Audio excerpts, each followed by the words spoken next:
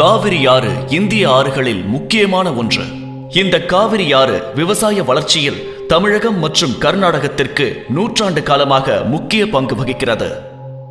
1910ஆம் ஆண்டு முதல் இந்த காவிரி ஆற்றின் நீர் பங்கீட்டு கொள்கையில் தமிழகத்திற்கும் கர்நாடகத்திற்கும் இடையில் சர்ச்சைகள் உள்ளது. இந்தியா சுதந்திரம் பெற்ற பின் பல புதிய மாநிலங்கள் உருவானதால் கேரளா மற்றும் புதுச்சேரியும் நீர் பங்கீட்டில் உரிமை கொண்டாடியது. இதனால் 70-80களில் கர்நாடகத்தில் கலவரம் உருவாகி தமிழகம் ஒரு நல்ல தீர்வை நோக்கி காத்திருந்தது.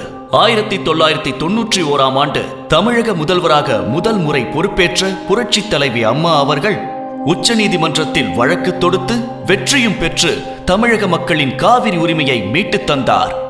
1997ஆம் ஆண்டு காவிரி நதிநீர் ஆணையம் உருவாகிய போது கர்நாடகா எதிர்ப்பு தெரிவித்தது. அதனை அன்றைய அரசு எதிர்கொள்ள முடியாமல் தவித்தது.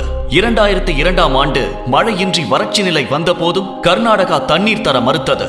மீண்டும் தமிழக முதல்வராக இருந்த அம்மா அவர்கள் உச்ச நீதிமன்றத்தில் வழக்கு தொடுத்து இரண்டாவது முறையும் தமிழக மக்களின் உரிமையை மீட்டுக் கொடுத்து நீதியை நிலைநாட்டினார். தமிழக முதல்வர் அம்மா அவர்களின் விடாமுயற்சியால் காவிரி நதிநீர் பங்கீடு குறித்து இந்திய அரசு 2013ஆம் ஆண்டு ஒரு நிரந்தர தீர்ப்பை வெளியிட்டது.